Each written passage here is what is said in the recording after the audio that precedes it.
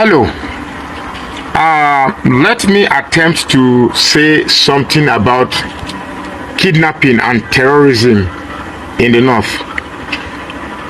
And I hope these are expressed as my opinion and views.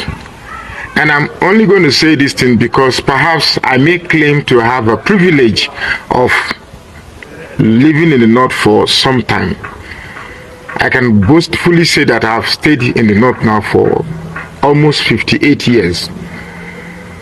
And anyway, I just want us to reason, because the people on my page are people I expect to use their head. You must be using your head for you to understand me. Now, kidnapping started from Goodluck Jonathan, then took a break during Buhari's time. Now it has resumed in Tinubu's time. Let me tell you what's happening. First and foremost, no northern man will harm another northern man. That's just the truth. I'm not talking about pockets of crime where maybe one man goes to rob another man, or one man kills another man for their own personal or criminality, but on a scale that 300 northern youth going to school be kidnapped and taken into the bush, married off to Fulanis and blah blah. If any of you is believing that story, something is definitely, then you don't know Nigeria and you don't know these people. When the Chibok girls were kidnapped, I recall I was saying that this thing was a hoax. Somebody, I think I was in Warri then, somebody then was making a fun of me, and he's an educated man. Truly speaking, sometimes I'm wondering if the type of education we have in the South is the type that enhances our stupidity and self-imposed foolishness. Let's even take it on a realistic level. Realistically speaking, for you to go to a school and take 300 children,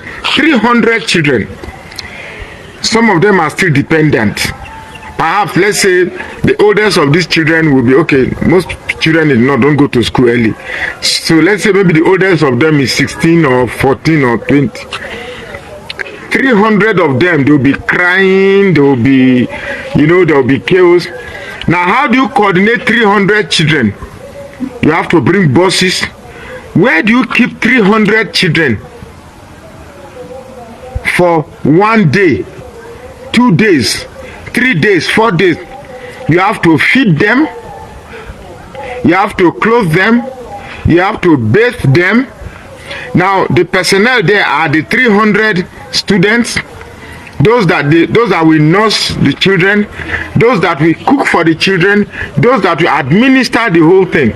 So, here is what I see about this whole thing. To the average northerner, those perpetrators of terrorism in the north are like those militants in the south. They see that the type of leniency given to militants in the south, leading to them getting amnesties, leading to them getting some monies taken from federal government to take care of them, is not going down well with them. Look, an average core northerner believe that Nigeria belongs to them. The budget for this country belongs to them. Your oil in the south belongs to them. In fact, you in the south belongs to them. So when they are giving money to militants, they believe that they too should have something, which led to the creation of the we have Niger Delta Development Commission, Abi. So they have Northern Nigeria, is it Northern Nigerian Development Commission or something? I can't remember. My head is. So this whole idea of, let me talk about the kidnapping before I talk about terrorism. The kidnapping, if you want to understand this kidnapping, understand that during Buhari's time, they did not kidnap any students in this magnitude from school. No, I didn't say there's no kidnapping in Buhari's time. I didn't say so, but there was no kidnapping of students in school. Now, imagine you are in America. Imagine you are in America, or let me say South Africa. Let me even say Ghana, just Ghana here. 300 students will be kidnapped. 300 students will be kidnapped. And it will not be a state of emergency. The way they are handling it, you kidnap today, you now give them, we didn't give them money, they release money. Imagine the type of ransom they are demanding. 1 trillion naira. 1 trillion naira. Now, if they will demand 1 trillion naira, of course, 1 trillion naira cannot be handed to by cash, and because it's naira, the transfer is going to be made in the Nigerian bank with Nigerian bank, and that account which they will transfer that money to is owned by somebody. And when you are opening an account, you have to provide your phone number, your address, your NIN, your NEPA bill, everything that identifies you from different perspectives. You see, the truth is that in Nigeria we don't ask simple basic questions. We don't ask it at all.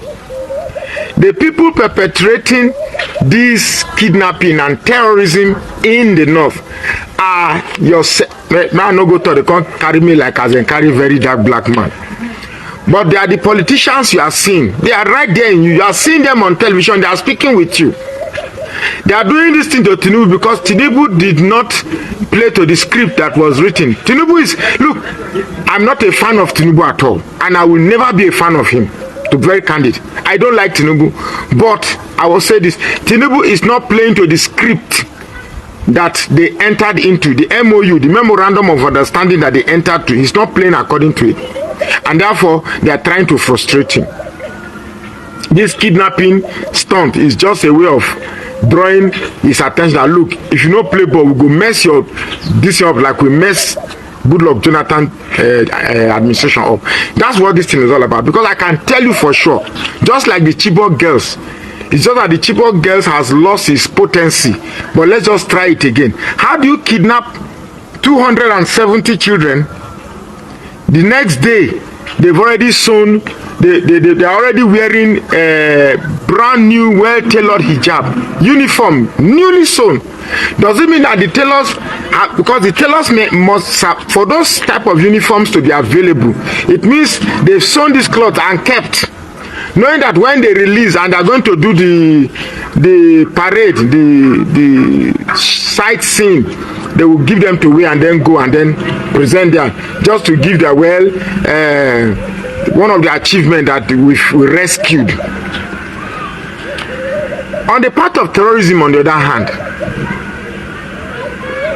terrorism in the north is just a blackmailing and bargaining enterprise to get a share of the national cake to the north. The north knows that it doesn't have the capability to produce anything. They don't educate their youth so much that the youths can, invent and produce things. This is a place where they practice feudalism. This is a place where you can go and pray 5 times a day and make your forehead very black and be very unproductive. Honestly, you'll be respected in this society. This is a place where the youths are trained to say, Allah yabaka kabamu. That's, may God give to you so that you can give to me. That's beggar mentality. That's a defeatist mentality, where you believe that before you can get, somebody more privileged than you will get before you get. That is a defeatist mentality. And with such minds inundating the north, this is why a governor can buy shoe shining equipment, 5,000 shoe shining equipment for youth, and they will clap for him that he has brought development to the north. Or dig a couple of boreholes and say he has brought water to the north. Or build a mosque, which is what most of the northern politicians does, because they've sewn into their head that Islam is everything. Once a politician come and build a mosque, that's all. He has done so much. What does a mosque do? A mosque does not train you to invent. A mosque does not train you to build things. A mosque does not train you to become a businessman. A mosque does not train you to become anything. All it trains you most times is how to hate Yamiri, how to hate Christian, how to do a lot of things. Well, this is social media. Sometimes one cannot be too explicit, but you have to say something. But you know what I'm saying anyway, so. To stop terrorism is not a big thing in Nigeria, because now I understand the other day that Tinubu paraded 15 names of sponsors of terrorism. Now you paraded the names of sponsors of terrorism. So what? And then what? Are they bigger, too big to be arrested? These people are everywhere. When Jonathan cried and said that the sponsors of Boko Haram, they are in his administration, you think he was joking. Now you are beginning to see it. This thing is bigger than we are seeing it. This whole thing is bigger than we are seeing it. And for anybody to quell it, some names that you respect, people that you think you respect, people that all this while you hitherto think that they are respected individuals, are involved. And until a president is ready to step on toes, to jail his brother, to jail his friend, to jail those that helped him, look, this thing will continue. I have so much to say. I want to say so much, but this is Nigeria. If they pick me now, nobody will even remember me. I'm here. My mates are. This is Nigeria, where you do not become somebody based on your intellect. You do not become anything based on the exposure and intelligence and intellectual providence that you are bestowed with. My mates are. I was speaking with a friend day before today, long-time friend, that he was a regional manager in one bank until he retired. His children are in London, blah blah blah blah. No. Me, my own child self just enter university. We never even know how far we'll go yet. So this is Nigeria for you, where the right things are not done for people. If you want to stop terrorism, Tinubu, let me attempt to speak to Tinubu. I know you know a dirty hand cannot wash another clean hand or another dirty hand. So let's say we want to forget about the past, but you must step on toes. You must come out gun blazing. When I mean gun blazing, that's figuratively speaking. Figuratively speaking, They could not come they arrest anybody anyhow, say I told me they use gun. Figuratively speaking, you must come out gun blazing. That is, you no go look anybody. You are Oya Pika. You Oya you Pika. You must come out gun blazing and get this thing done once and for all. The hypocrisy in this government is too much. The misdirective narrative, the narratives of misdirection is too much. You want to raise dollar. I can, if I become president today, I can raise the value of the naira to the dollar in one day. Simple. If you go to the banks, what they do is that, let's say you send me dollar through Western Union and I go to the bank. Do you know that the bank is prohibited from giving you the naira value at the counter? They will give you the dollar, then you go and look for Aboki and give Aboki the dollar. Then it is the Aboki that will not give you the naira. So why create that middleman? Why leave that middleman business for the Aboki? Why don't you knock off the Aboki man? Why don't you knock off the Aboki middleman and do the transaction between you and the bank? You see, that way the extra profit that goes to the Aboki man is saved, leading to what will lead to the rise of the value of the naira to the dollar. It's as simple as that. Then what will really crash the dollar to the naira is when we start producing things and people start looking for us. We should stop selling our raw materials. We have gold in Zamfara. Set up a jewelry making factory in Zamfara and start creating. We have very good artisans, very good artists, very good craftsmanship in the north. The north are the best craftsmen in the world. Yes. All these rings, all these local rings they sell, these people sell, and they sell it for you at 300 and 500, 15, 1,005. They can use real gold to make this thing and sell. We begin to export expensive jewelries to Dubai, to other places.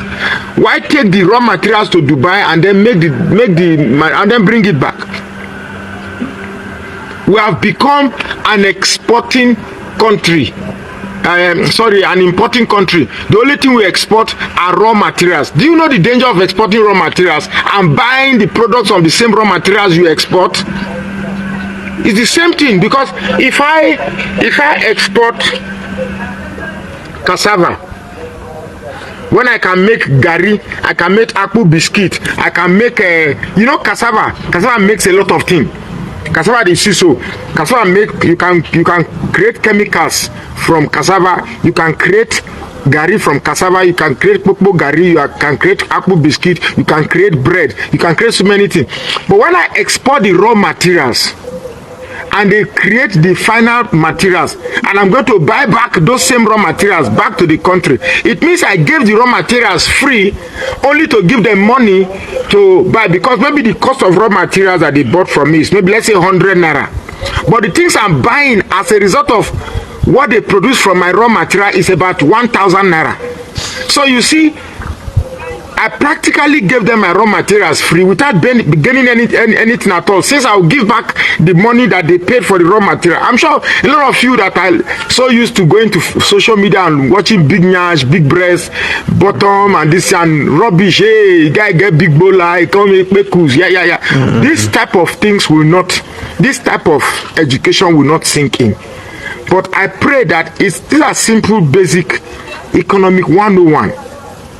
Pure, simple, these are secondary school economics. And I'm trying to let us know that these people that you are clapping, that they raise your dollar to 1,900, then they bring it down to 1,006, you'll be clapping for them. Now the dollar is down, but your prices of commodities are still rising. What's the idea?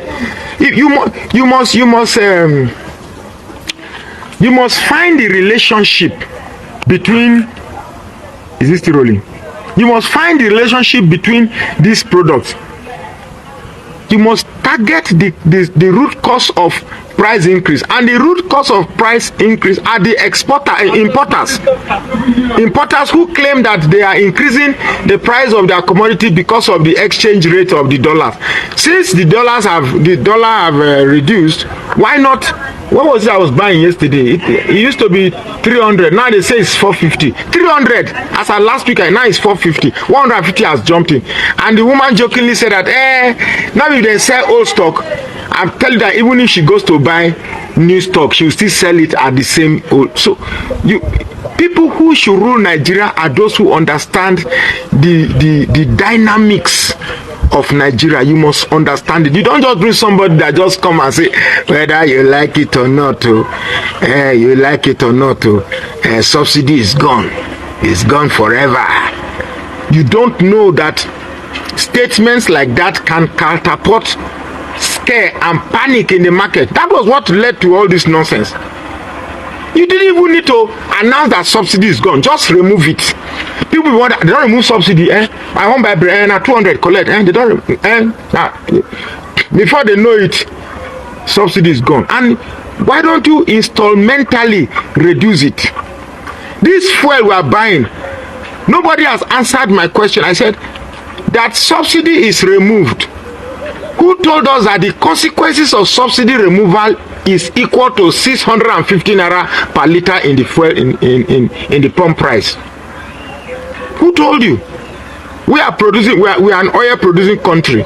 Why are we selling fuel to the point that the owners of this fuel are not enjoying? If my mother they fry akara, My mother dey fry akara.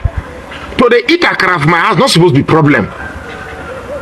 If my mother dey sell food, my mother na food vendor, our breakfast not supposed to be problem. But here we are the custodian of oil, but yet we dey suffer. My car is parked here now for like 5 days now. I never put fuel. I pray somebody go just say, yeah, make I put fuel for your car.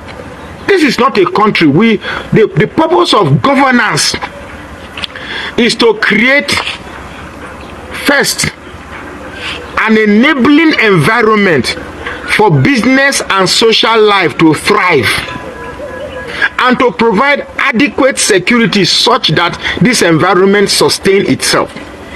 Every single facet of this country has collapsed, and in order to sustain their childery, which mean that word childery, childer, in order to sustain their foolishness, they are employing different types of propaganda to make you happy. It's just like somebody take motor jam you, come with us say you don't dey better, okay, you don't take your drug, don't dey better small, here don't dey better. But that was not how you were before the man jam you to motor.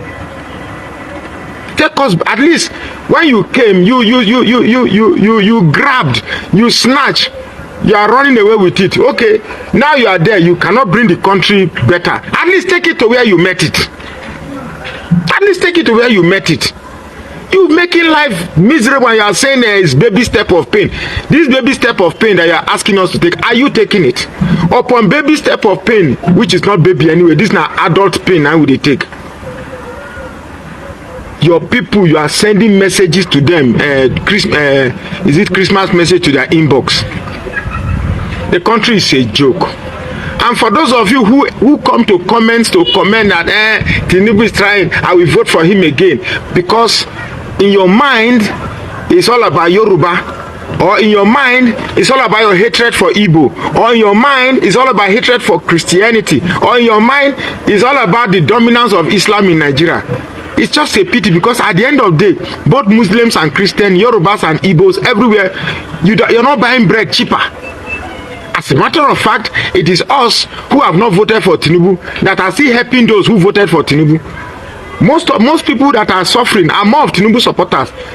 Since Tinubu started squeezing the life out of Nigerians, the people that are crying at Tinubu say, I never cry, I never see any offer. I live fine. Because even if you don't have, those who have will give to you. There's a camaraderie. That's what the obedient movement starts. If you don't have, the one that has help you. So we can't come outside and cry that we are hungry. But at the end of the day, this is not about obedient, not obedient, Miloko, not a Miloko. I feel very bad. I feel very bad when I see even some of my Igbo bloggers coming to say Igbos this, Igbos have been that, or Yoruba this, Yoruba. See, this is not about Igbo, Yoruba. Let's not be talking about this. How will Nigeria become great? Don't tell me that Nigeria is finished. Nigeria is not finished. Nigeria is only finished because we have bad leaders. The moment we pick a good leader, Senegal just elected a 44-year-old president, and from the way he spoke, you could see that he understands the essence and the magnitude and the dynamics of the problem. Traore of Burkina Faso, over time, Burkina Faso, which is one of the poorest countries, is now the fastest developing country in the world. Why? Because they woke up to the extent that production is better than consumption. They are fought to take over what belongs to them. And until Nigeria free themselves, so to the point that our raw materials, Burkina Faso has just one material, uranium. We have everything. Crude oil, gold, diamond, tin, columbine, everything, food. Yeah, what is wrong with us? What is wrong with us? Well, we are talking about kidnapping and terrorism. In conclusion, kidnapping on the scale of taking students from school is just a project of the North to get a share of the national cake. It's nobody's kidnapping anybody. The North don't injure their own. Don't ever be fooled. The North don't injure their own. Then terrorism again is just a way of establishing, well, if the South is using Niger Delta militants to get money from okay, we too are going to establish our own. That's why with that mentality, you can't stop terrorism in the South. And let me also say this thing again. If you are a northerner, you are comparing militancy in the North, in the South, with terrorism in the North, you are evil and you are wicked. The militants in the South are not attacking innocent people. They are only saying that, look, our resources are being exploited to the detriment of the locals around. I've been to Bayelsa. God, in the whole of Bayelsa, you can't get good water to drink. You can't even dig good well and get good water to drink. The primary occupation of the people there is fishing. They can't go and fish because the water is polluted by crude oil. So they are saying that if Nigeria is exploiting so much from us, we need to be compensated for this. What is Nigeria gaining from the North that the terrorism are fighting for? What exactly are they fighting for? They are fighting that Nigeria should be Islamized. You are not producing anything. Nigeria is not exploiting you. What do you have that we are exploiting? Nothing. Not every Nigerian eats dawa. Not every Nigerian eats jero. Not every Nigerian eats yakwa. Not every Nigerian eats, but every Nigerian eats gari. Every Nigerian eat gari. Every Nigerian use fuel. Every Nigerian eat pineapple. Every Nigerian eat palm oil. Every Nigerian eat many things that come from the South. And yet, you that don't bring so much, I be one count your onions. Okay, let me give you say we they eat onions. You that bring so less. Now you see the brag say, if we not do anyhow, we go block food. We go block our food, make our food not go south. This country funny well. If we not do anyhow, we go block our food. And you they say that rubbish, you believe it that which food they come from there. You don't finish feed yourself. If you have so much food, why your almajiri carry plate they beg food for road? They should not be. If you have so much food that they give us, your almajiri not supposed to carry plate. They stay for road, they beg for food. I be me, I will get food from my house, then my child will carry plate, go to beg. If we all the see food, we carry enter, don't carry plate, pack food. We have so much food. So this narratives of fooling yourself must stop. Nigeria is one and it can work. I strongly believe it can work. But we must stop telling ourselves these lies. And those Yorubas that think your preoccupation is to hate Igbos, what did Igbo do now? It is only now I understand that Igbos don't hate Yorubas. Yes, they can be bragging, they can be bragful, if there's a word like that. They can be the bragging type. You get me? But the hatred of this thing, this plastic hatred, me lady Bofibo, me I'm a Yoruba boy. You can't expect me to vote for Igbo. At the end of the day, it's not benefiting you, the Yoruba. It's not benefiting you, the Igbo. The people is benefiting. The people that this mindset is benefiting, and the very people who don't even care about you, I don't care about Igbo. So I think we should stop this rubbish. We should stop it and embrace ourselves. If the Yorubas today decide to work with the South, that is the end of northern domination in Nigeria. If the Yorubas today decide to work with the rest of us in the South, that is the end of northern domination. But the Yorubas think that they are the big boys in their own corner. You know, they don't need the Igbos, they don't need the South. We are big on our own. Well, I say this, and sometimes I'm not happy, but one has to say them. So, if Tinubu really wants to stop terrorism and kidnapping, today he will stop it. But you have to step on toes. Even they come out and say, you rig election, you did this, let us, we don't pass. So long as at the end of the day, it doesn't matter who fixes this country, just fix it. But with the way it is, it can't work. My name is... Thanks for watching.